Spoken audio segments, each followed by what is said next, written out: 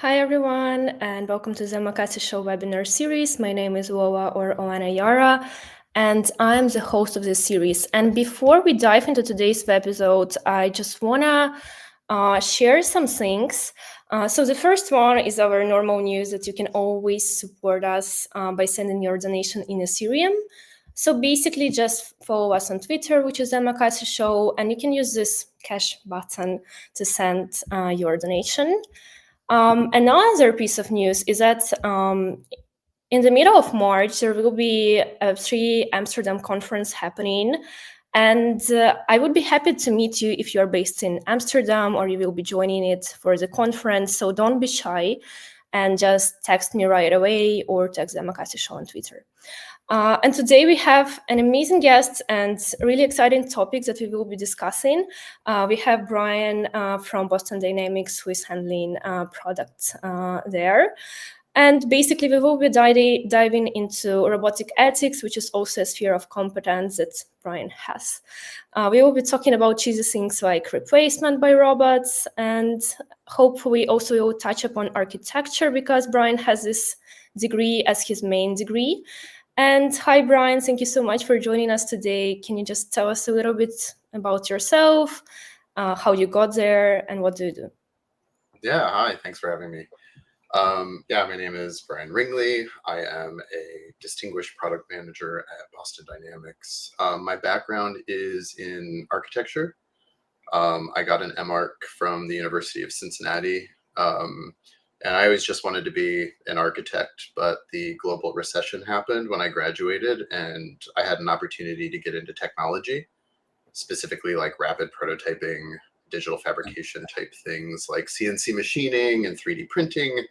And that became kind of a gateway drug to the rest of my career. So I went into academia for a while doing a lot of design technology type things, and then ended up back in the architecture industry, but as a specialist who was primarily concerned with creating tools for architects, kind of working with them to automate their processes through software.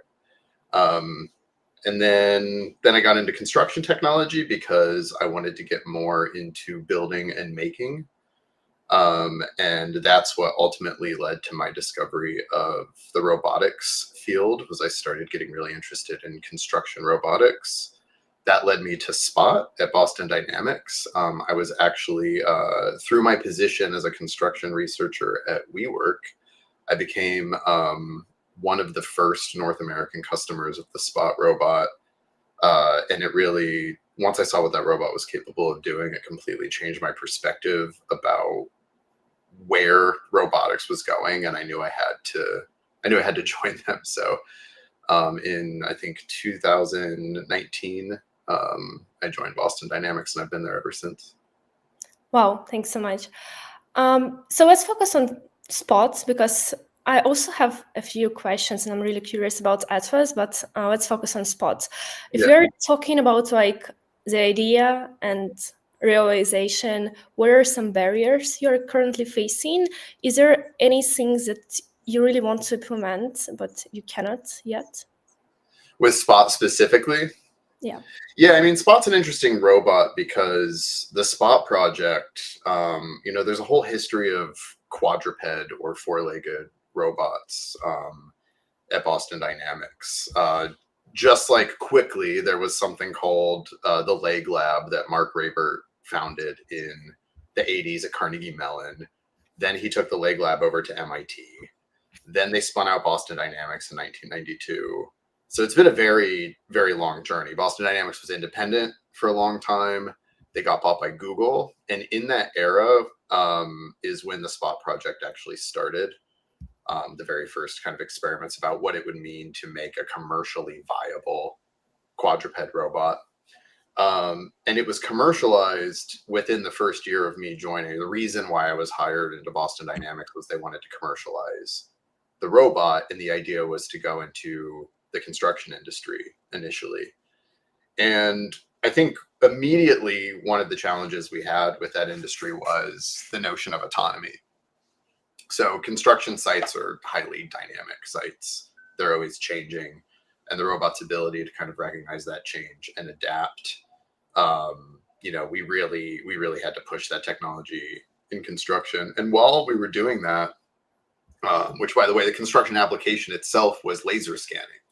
The idea that you would send a robot and autonomously get like a 3D picture of the progress on a construction site any given day. So that was it's a big change in the way you do construction. It's usually much harder than that to know what's going on and to measure progress.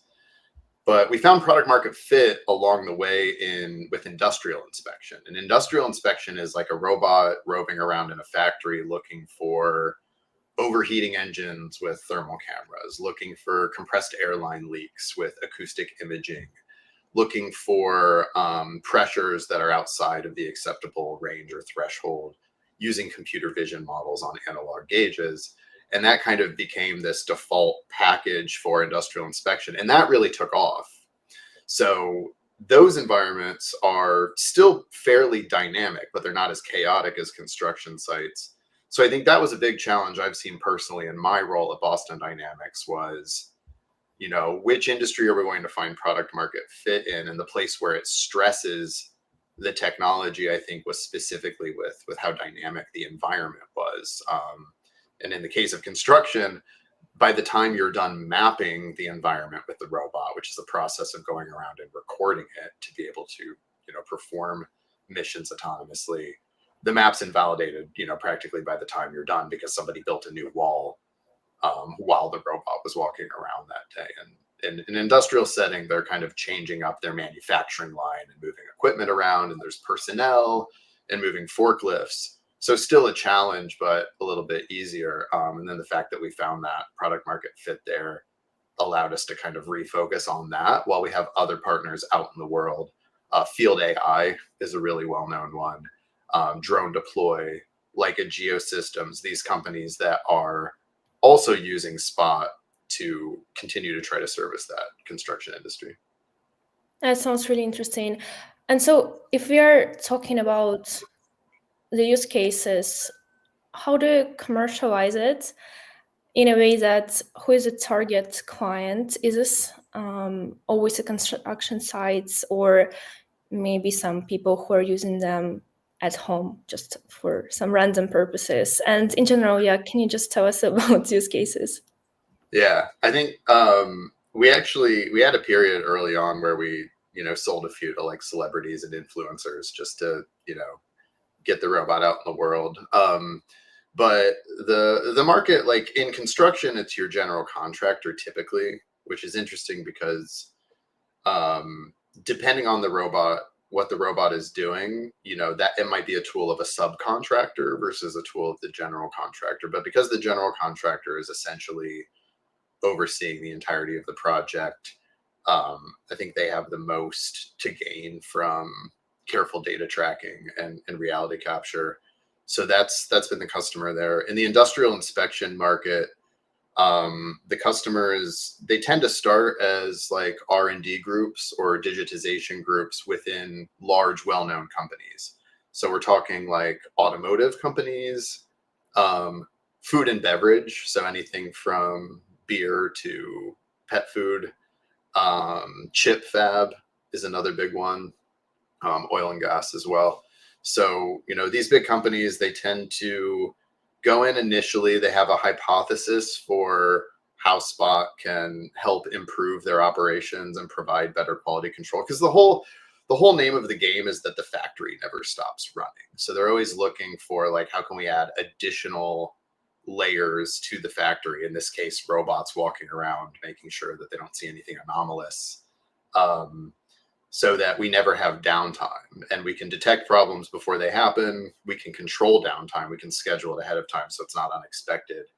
So that's really what these companies are after. And typically they buy one or two robots to start and they run like proof of concepts and pilot projects. And then when they're able to forecast value, so like a return on investment in 1 to 2 years, depending on, how they've done those calculations, then they start to expand out into larger fleets. And then they can leverage things like our software, which is called Orbit, to manage an entire fleet in a factory. They can see where all the robots are. They can see how the inspections are going. And if something does go wrong, they immediately get an alert in the software and in their email so that they can either generate a work order or send a robot out, another robot out to actually verify that there is in fact a problem. So if something's overheating at like 3 a.m. and you get like an email alert, it's nice to just send a robot back out and double check that there's a problem before, you know, you have to get out of bed and go into the factory, as the case may be. So in this case, the spot has an ability to determine whether there is a problem or not and ask for human help. Is this correct? Yeah, essentially, I mean, it begs like an interesting question about how humans and robots work together. And I think often when we have that conversation, we're thinking like very literally about, you know, I'm performing a task right next to a robot. So there's a whole class of robots called like cobots. And the idea is that a human can safely interact with them. But when I think about collaboration, I just think about the capabilities of robots and people together. Whether or not they're in the same physical space, I think is beside the point. So in this case, I think of the robots as like a physical AI layer that's just always running in your factory.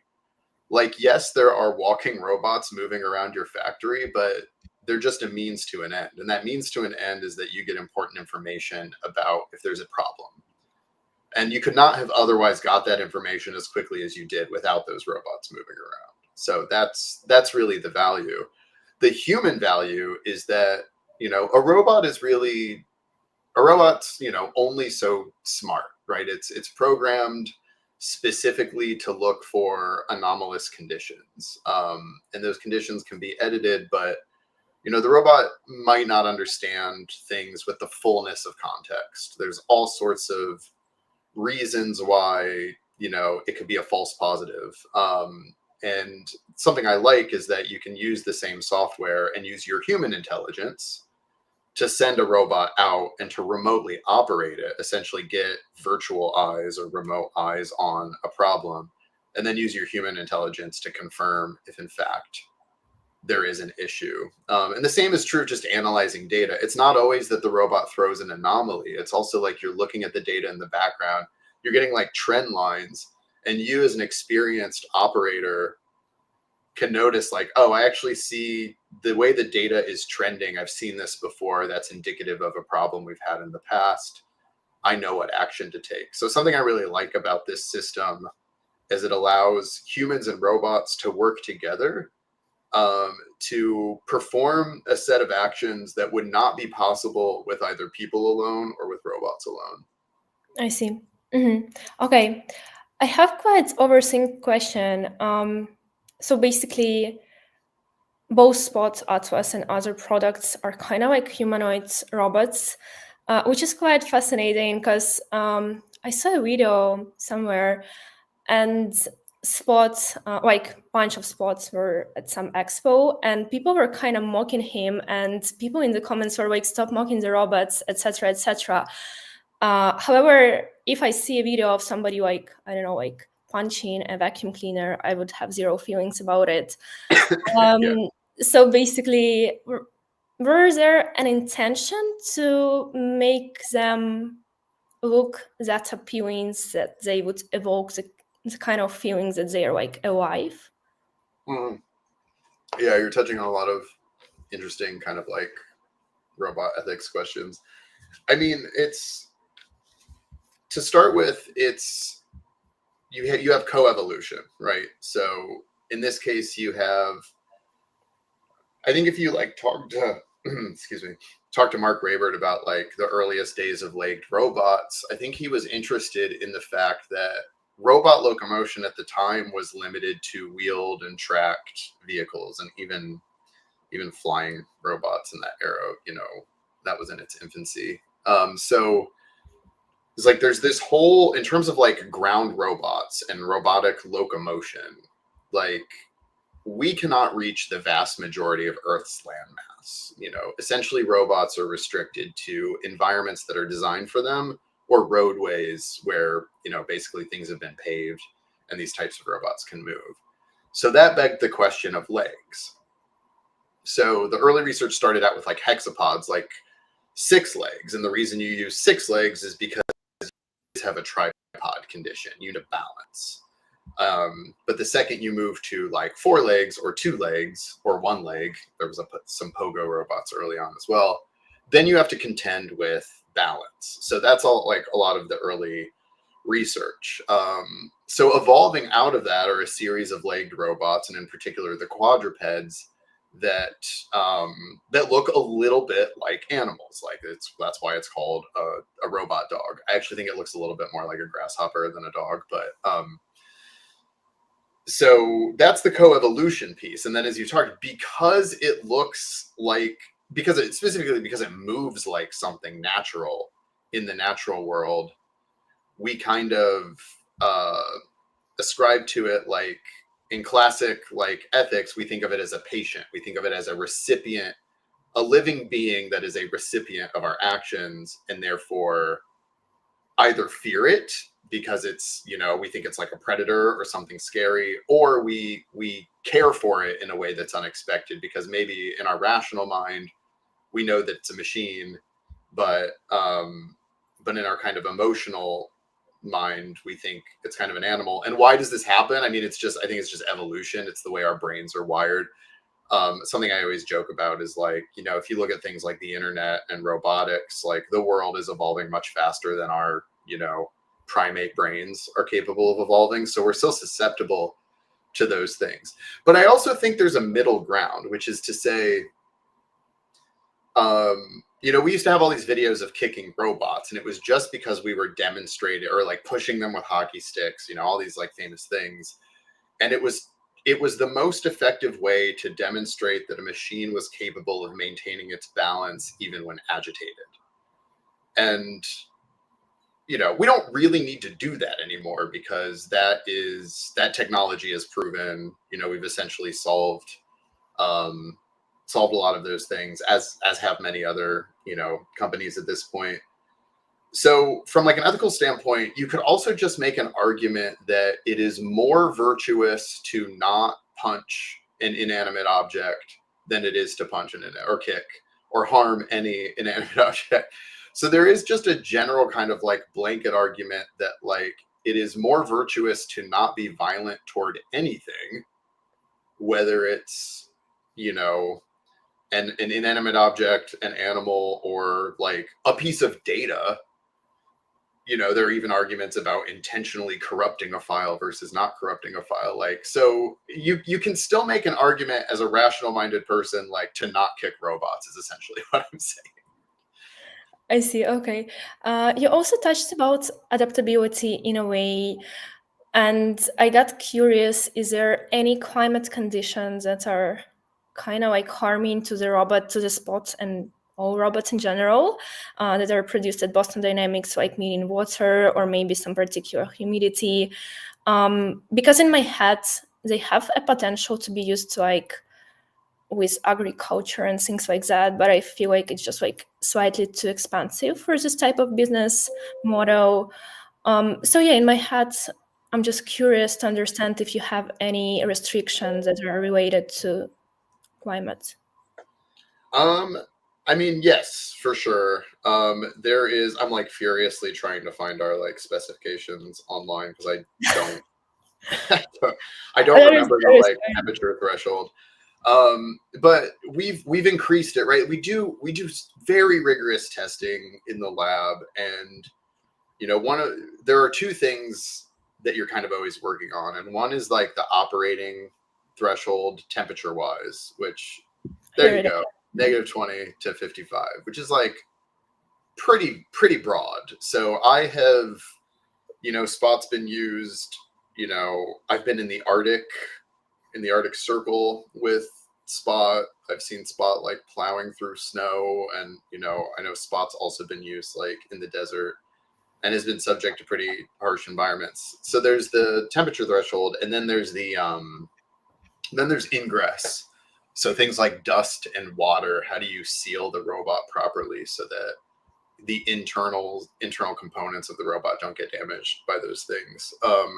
And that's a whole nother thing. I think Spot is IP57, I believe. So that basically means that you can have Spot out like in a light rain, but like you don't throw Spot like in a lake, right? It's not like a fully submersible robot, and then that also works pretty well for dusty environments too. So it's a pretty good set of things. So the bigger question is the question of the concept of operations. So you have a pretty constrained concept of operations in an industrial environment, like in a factory. It's like the robot lives on a dock. The robot's always on. It's always connected to the network. And then Orbit has like a scheduler that basically instructs the robot like when to go out and perform inspections and when to come back. It's pretty controlled. When you have a robot that's outside, we had to put a lot of thought into that. We said, okay, it can't just be a dock. It has to be like a full doghouse. So we have to have a weatherproof structure that has to have temperature and humidity control to make sure that you don't go outside of operating range. You have to make sure that there's a particular type of lighting so that the sensors all work properly. You have to be able to automatically trigger the door opening and closing from the inside and outside. You have to worry about things like pests. I don't know, what if a raccoon gets inside and, it starts to freak out? And you have to have weather integration as well. So you have to be able to override the Orbit scheduler with the weather report to say like, yeah, I know Spot was supposed to go outside at 10 a.m. this morning, but there's actually like a really horrible storm right now. So it's not a good idea. The other reason it's not a good idea to go out in the rain, by the way, because even if, let's say Spot was completely waterproof, like what are you going to see in the rain? Like this is an inspection tool. So it's not really going to be able to see particularly well anyway. So we had to do all of that work just to make it viable for outdoor use. And that's because our customers, our industrial customers in particular, were saying like, well, yeah, we have indoor stuff, but we also have outdoor stuff, and we want to be able to do both. There's also other applications like perimeter security. Like I just want the robot to like walk the perimeter as a way for us to, kind of keep an eye on, our property.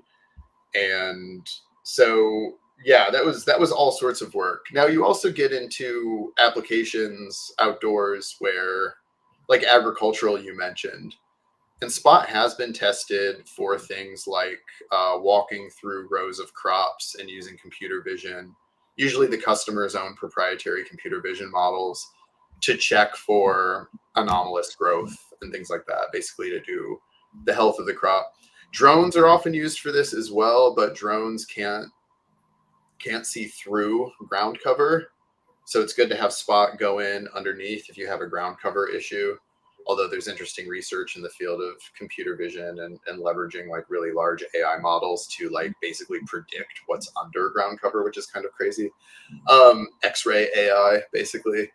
But when you get into other applications where you're on like large roadways and things like that, there are some instances where you're like, well, maybe a wheeled robot is better, maybe a drone is better. I need like a lot of coverage, and like Spot can only walk so fast. But in areas where you need to like get under things and walk uneven terrain, I think it works well. But yeah, it was, years of work to make the robot as useful outside as it is inside, which is funny because the original quadruped work, like before Spot, was essentially all outdoor work. But then when it became time to commercialize the quadruped, the focus was on a set of markets that were primarily indoors.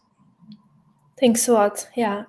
I think we covered Spot, and I'm not sure if I should ask you this question, but I will. So basically, I saw Atlas before our webinar, and so the thing is that basically it doesn't have muscles and things like that to be that flexible, and somehow he is highly flexible. It's just like a top level gymnast kind of thing, because the movements are, so he looks like really like human, but the movements are really weird in a way, like they're like unpredictable in my head.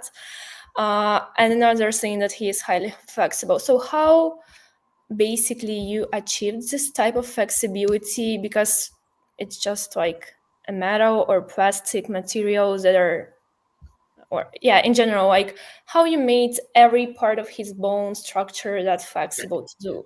sorts of things like this, for example. Yeah, I mean, well, that's a testament to our amazing hardware engineers. I mean, it's interesting because we're in the age of we're in a new age of AI. So ever since the breakthroughs with large language models, there's been kind of a leveling of the playing field with these types of robotics. So, it took Boston Dynamics decades to get to this point. Other companies were able to capitalize upon the prior research of Boston Dynamics.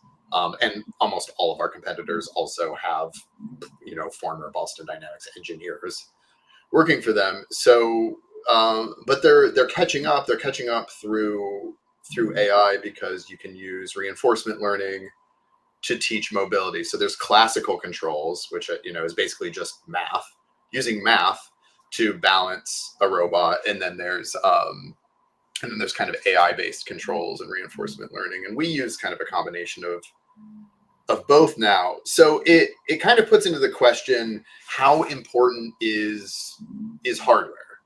How important is the physical design of the robot? Can anyone just go out and make like a humanoid and then use AI to teach it to like walk and do useful things? Well, I think you need both. I think you need the world's best hardware and you need really good AI to compete these days. And the thing that I absolutely believe about Boston Dynamics is no one builds better robots than us.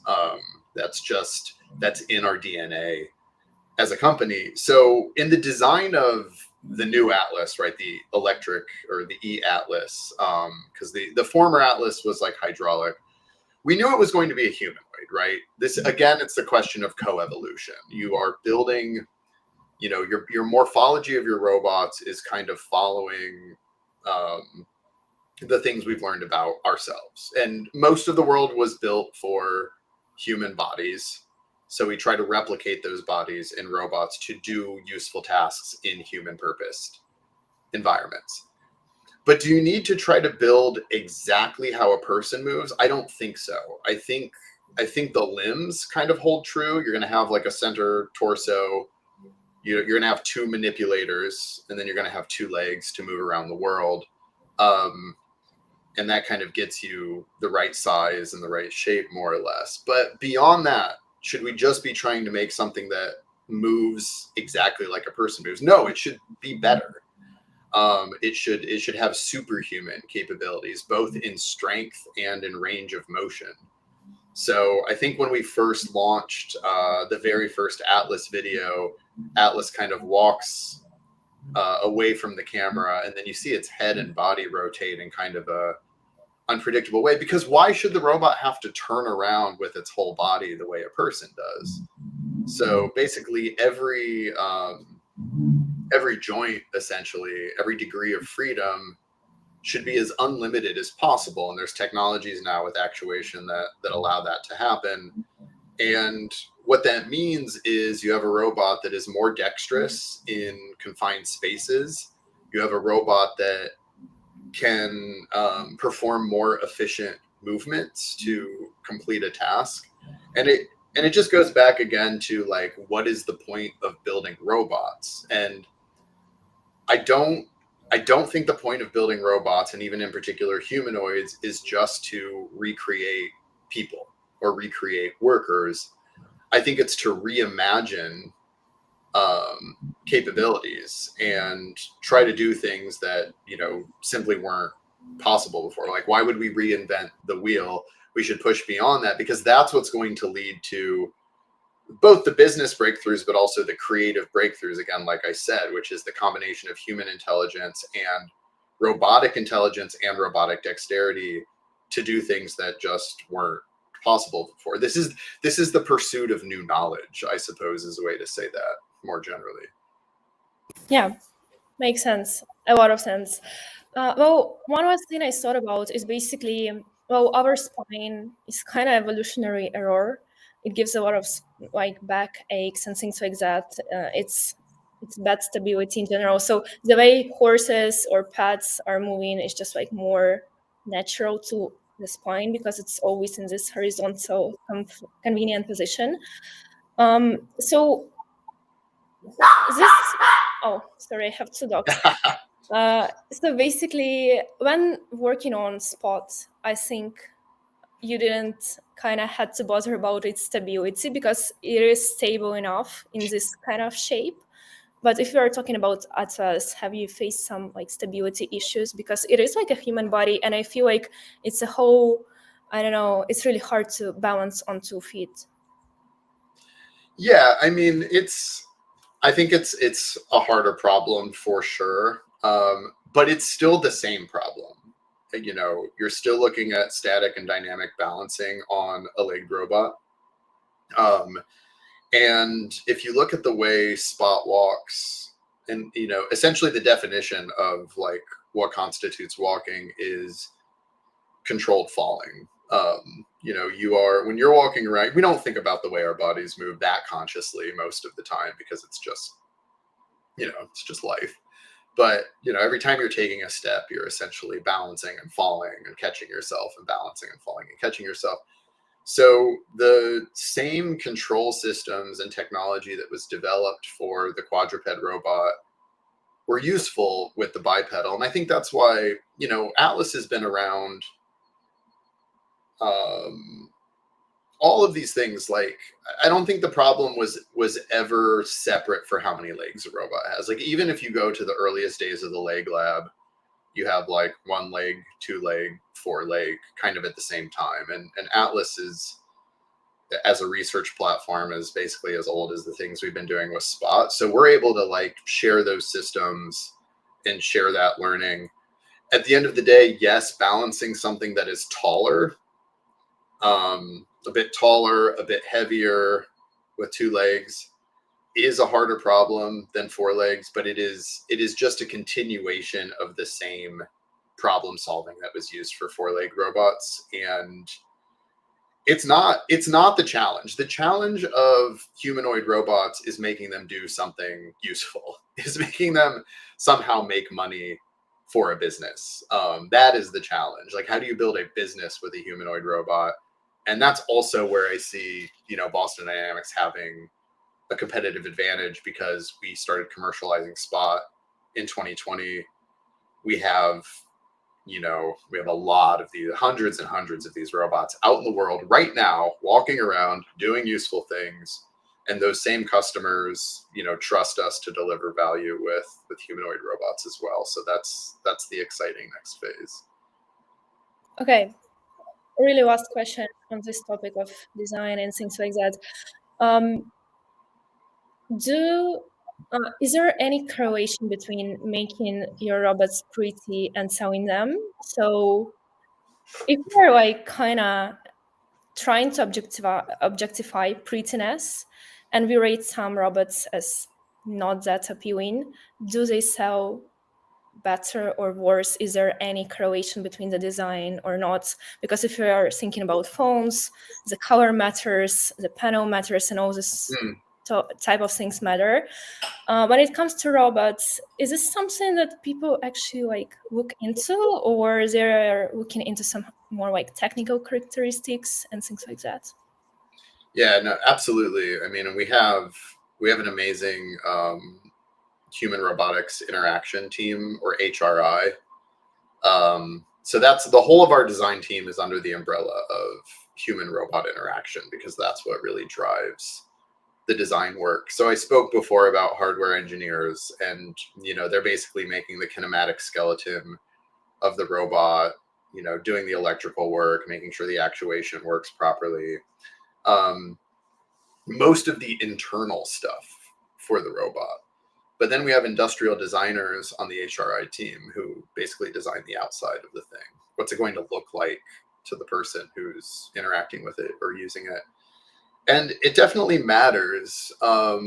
Is it about making the most beautiful thing without context? Not necessarily. I mean, we definitely want our products to be of a really high design quality and have a kind of beauty to them, both in the way they look and in the way they move. We want them to walk and move kind of more naturally and attractively.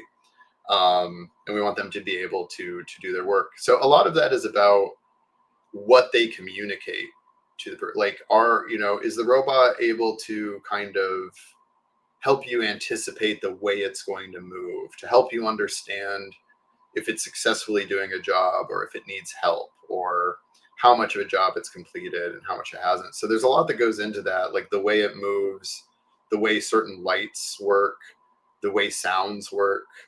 So it's not just the industrial design. There's audio visual that goes into these things as well. The robot might light up at different components on its skin, or it might project light ahead of it to give advanced warning of where it's going to walk. There are all sorts of really interesting things, and that team does all of it. But they also want to convey that this is an industrial robot. This is something that's meant to be put to work.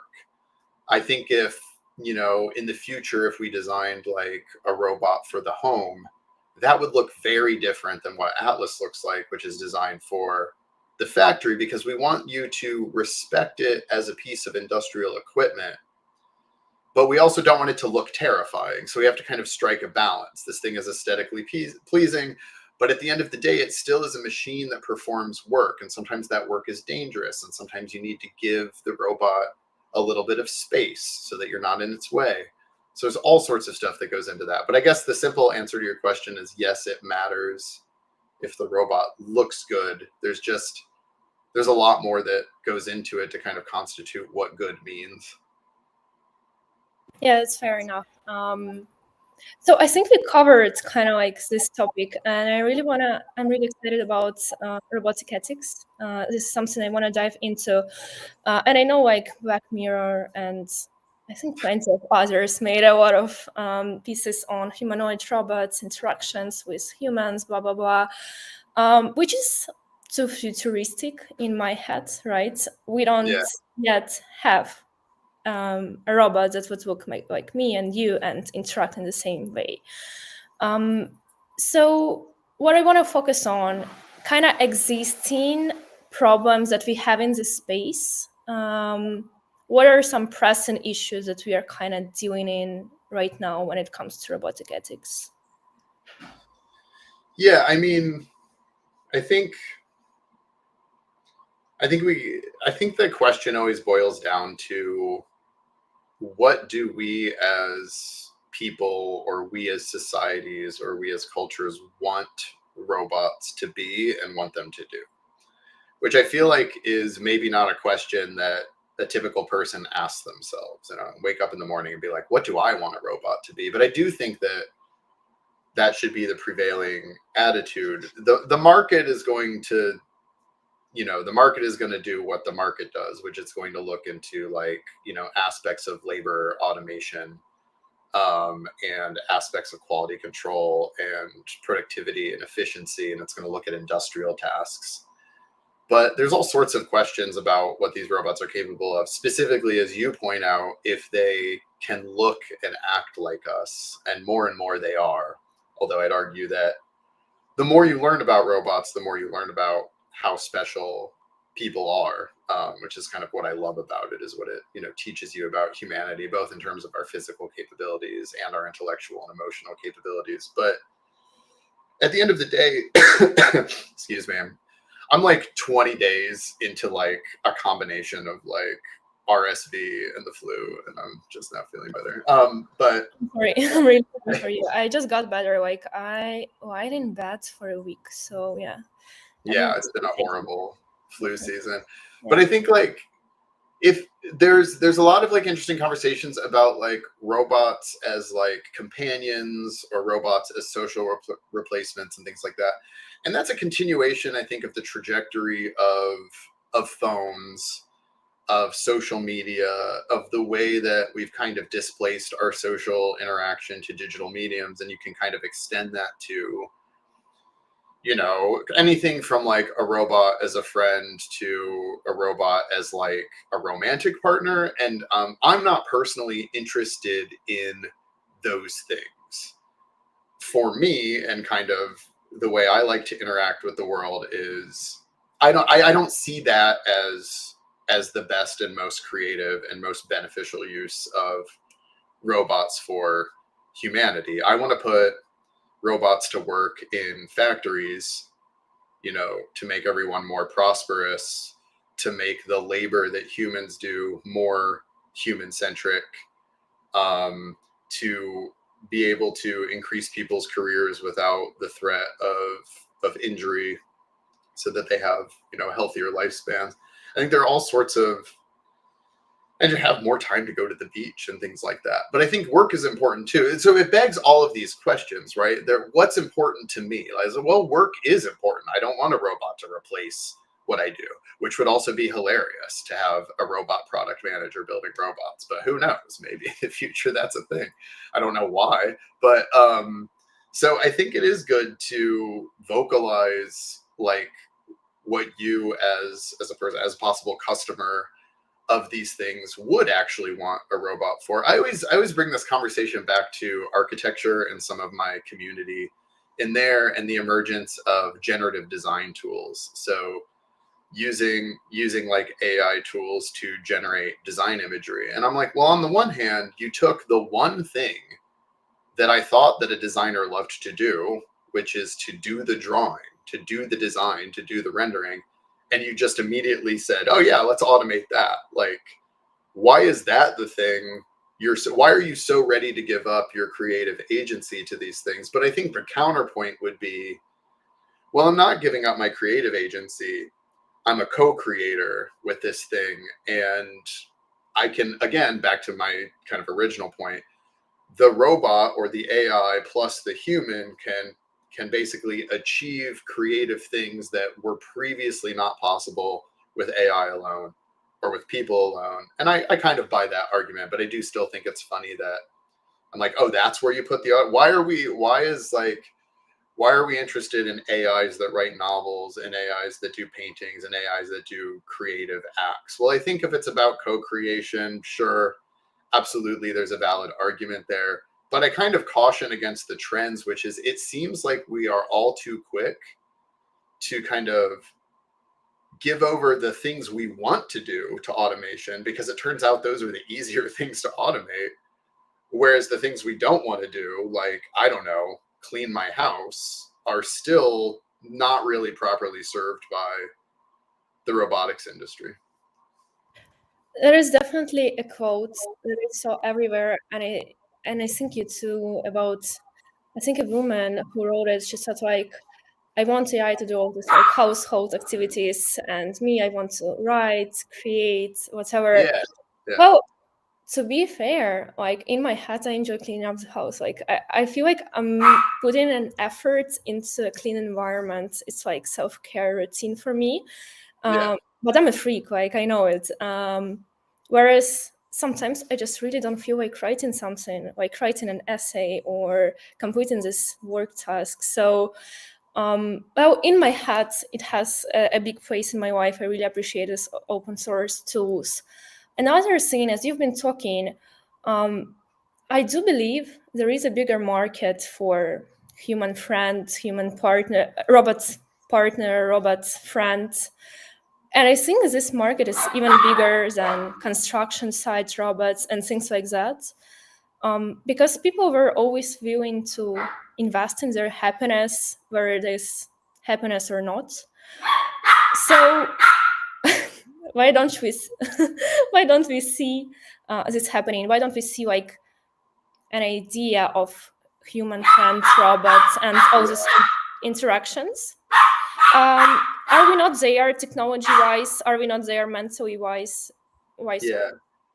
I mean, yeah, there's like a good history of, like, if you just think of like the Sony Aibo, which is like the robot pet dog, is probably like a really famous example. But there are a few examples of like companion robots that have taken the form of a pet, which is interesting.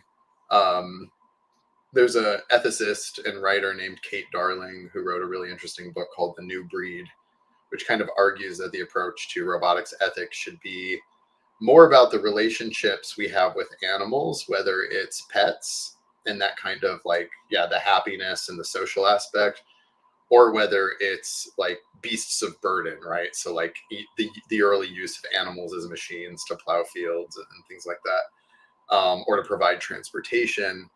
And she said, and that's kind of the level of, I mean, because you could kind of argue that robots, you could definitely argue robots aren't as smart as like a house cat yet in a lot of ways.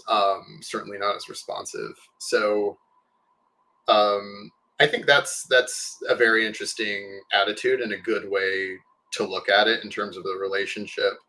When it comes to like a friend, um, then I think there's a conversation to be had there about uh, kind of social alienation. But there are people who argue these things aren't black and white, right? Like, you know, I'm I'd rather hang out with a human than a robot personally, but like I don't think, there are people I'm sure who are really interested in having that, and maybe there's an argument there for their happiness. And I am not, by the way, I am not an ethicist. This is not my particular like area of expertise. I'm just a person with some opinions. But I think it's valid, and I think you're right. We're going to see it now. The reason why we're not seeing it is because of, I think, safety first and foremost. Like, if you take the humanoids that you're seeing right now that are all still in pretty early development, and they're basically all designed for industrial environments first and foremost, and you put one in a house, you can immediately imagine that they could fall on someone or trip down the stairs or knock someone with an arm. And these things are made out of like plastic and metal, and that's going to hurt. So I think the general feeling is that this new breed of robots, so to speak, will need a lot of time in industry to develop the safety standards before they become kind of more useful in domestic situations. And there's all sorts of robotics challenges, like domestic, like apartments and houses have like a lot of tighter spaces, more doors, more stairs, more people. They have to watch out for pets. Like, I think it's just a more challenging problem. I expect that as these types of robots gain ground in industrial environments, we'll see kind of a secondary emergence of use cases for the end consumer. Mhm. Okay. Um, One was saying on this is that whenever we are using AI text tools, I don't feel like we are getting enough of emotional response. So we are giving out the prompt and we are receiving a really dry text. That's why I normally don't use it for writing, only like to edit something I already did or check grammar, whatever. So if we are talking about robotics, AI in general, are we able to produce a piece of technique that has emotions? Has emotions is a deeper conversation. Mimics emotions or replicates emotions effectively, yes. All of these models are trained off of historical data. Like, their knowledge of the world is just predicated on whatever historic data was available. So the entire human history of whatever text and video and imagery on the internet would kind of feed this thing, and this thing would be able to accurately predict when to smile, how to move its eyes, how to respond, whether it's like embodied like in a robotic face, or it's vocalized in chatbot, or even it's incorporated into the style of writing, which I think we've seen with large language models, which is you can use the part of the prompting exercises to maybe give it an emotional tone.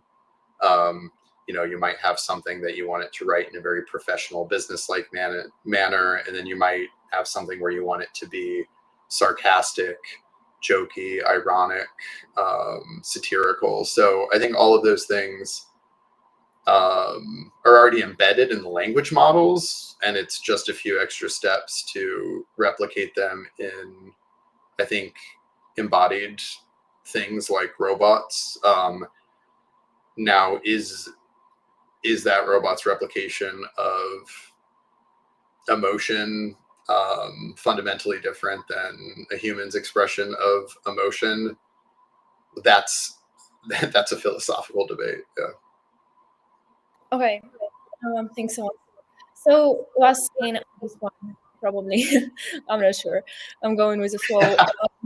So we always have this vision, especially in pop culture, that robots are going to do something like a revolution or like kill all of us or control all of us. Yeah. Whereas in my head, I feel like it's the same as any human being. We never know if it is a dangerous one, if it is a normal one, if he is going to be the revolutionist, if he is going to control us or whatever, or they. So yeah, in general, why there is this point of view in society that robots are here to do something bad, to harm us, or to rule over the world, and how we can fight this, and what is your opinion on all of these rhetorics? Yeah. Yeah. I mean, the storytelling of robotics, goes back a very long way, and often the narrative is bad for people. Um, and it goes back further than Frankenstein, but I think Frankenstein is like the kind of seminal moment for robotic literature. And, you know, I think that story is kind of a warning about um, what human scientists are capable of, and whether or not they will take responsibility for what they create.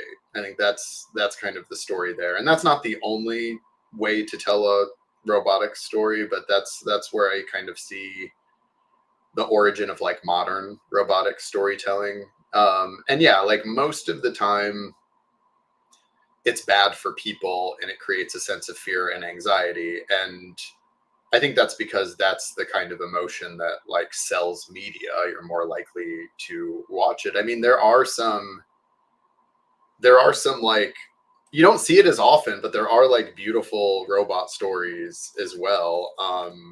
Gosh, uh there were a couple animated ones recently. Loves and robots. Yeah, there was It's a there good was one. the Wild Robot, which I thought was like, which was interesting storytelling. There was also Robot Dreams, which actually seems to be a story about how to appreciate like a former relationship and move on to a new relationship, but told in a really interesting way. And there's also no dialogue in the movie. It's a really beautiful film. So there are plenty of ways to tell other interesting stories, but they're always stories about people, right? Because what would a story about a robot be devoid of people? That wouldn't make any sense. So again, like, robots are just really amazing tools for, I think, illustrating and exploring humanity and what it means to be human. And I think that's ultimately the most powerful draw, and why we can't stop thinking about them, telling stories about them, and working on them. With respect to if robots will actually turn against us, I mean, there are a few things to think about there. One is, I think the more compelling problem is, like, I think it was Nick Bostrom who came up with the paperclip problem, but basically the idea that a robot who destroys humanity will not do it with any ill will toward humanity, or frankly even any knowledge of humanity. So I think the example is like, you tell a factory to make as many paperclips as possible, and that factory dries up the entire planet of resources to, I'm gonna like, mess up how I oversimplify the story, but basically the factory dries up the whole world of resources to make, because all it cares about is optimizing for the most paper clips possible. And then like humanity goes extinct because there's no more like minerals or resources because they all went into paper clips. That robot, the paperclip factory, doesn't even know people exist. That to me is the more accurate threat, which is kind of generally referred to as like a kind of unresolved or poorly defined fitness threshold or objective for an AI. The idea that uh, the idea that a robot would actually have some kind of ill will or knowledge of people, I think is a bit again more of like a philosophical argument in the future. So I kind of buy in the like, let's be careful about how we optimize AI so that they don't accidentally harm us, versus like there's going to be some kind of actual malevolent artificial being that we create. Really interesting. Okay. Yeah, so most basic question ever asked about robots replacing us. And I feel like there are this utopian view that they would do everything and we would just have fun, which sounds really optimistic, but probably not true, not the case. How do you see this, like in 10 years or 20 years? The replacement, the robots, is this something to be afraid of? Is this something to kind of expect to happen? And yeah. Yeah, I mean, I think this is why it's important to kind of have an opinion about how robots are used and where they actually provide benefit to people. I think the thing I've really loved about Spot is Spot doesn't physically perform a task. Like, I mean, there are some things it can do with its arm, but like the majority of the use of Spot is to augment existing factory systems to essentially increase the intelligence of factory operators. Um, because there just aren't people capable of going around and performing all the readings at the rate that the robot is capable of doing. So it's like, what are these like new affordances of human robot systems? And that's why I've kind of enjoyed working on that, because it's not a pure labor replacement robot. But we talked about this a lot in the context of construction robots when the robot was scanning. Um, and we said, well, it actually probably does replace people scanning in the field. One, because they couldn't scan that much anyway, because this thing can just go around doing it 24 hours. But it creates new problems that are more human-centric problems, which is now that we have all of this reality capture data, we have all of these like point clouds from laser scanning. What do we do with that? And that's a very human problem, which is like analyzing those data sets, coordinating those with the building information model that's often used for construction. So that's where you talk about like, and also like the use of skilled surveyors, because they're getting this data, but this data needs to be reconciled to GPS, to control points on site. So it kind of begs the question of like, oh, we're kind of pushing things toward we need more BIM coordinators and BIM professionals. We need more surveyors. There's an argument there, though, about like the different classes of workers. But the scanning, like the people doing the scanning are often professional surveyors or kind of in that field anyway. So it's easy for them to move over to the other. Oh, I don't have to be out in the field collecting the data. Now I can just focus on its analysis. I used to have to do both. But the one is actually, it's a better use of my time to be on a computer extracting value out of point clouds than it is to set the scanner to scan and then like hide behind something so I'm not in the scan and do that all day. And I think that's a valid argument. Other arguments where you say, oh, robots lead to people just getting different jobs versus losing their jobs might require upskilling. You might have a kind of like more blue collar job, and now this person's expected to do something that maybe requires more like domain knowledge, and that's where you have to invest in upskilling. Now if you zoom out from this like focus on robots, you can kind of say, well, it's robots are usually kind of a symptom rather than the actual like root cause of things. So if you look at the way labor is changing, well, I mean, look at the way that the Western world has offshored manufacturing. Look at the way of the rise of the gig economy through like venture capital startups. Like there are much bigger things, and it's like, oh, the robotics is just kind of an outcome of that larger piece. So if we only focus on the robotics piece, which is important, I'm not dismissing the conversation, then we're kind of missing the big picture. So you kind of have to think of both scales if you really want to address those problems. So I try to choose the problems I'm working on because it just wouldn't be interesting for me to build robots that I don't think benefit people. I think that we talk about what do we want to do as humans. We like to work. I think most people do. Like, I like to work. I get most of my, frankly, my like identity and my like satisfaction and happiness come from the work I'm doing and the way that my work allows me to pursue new knowledge. And I wouldn't want to lose that. So I try to be mindful of that kind of in my professional work as well.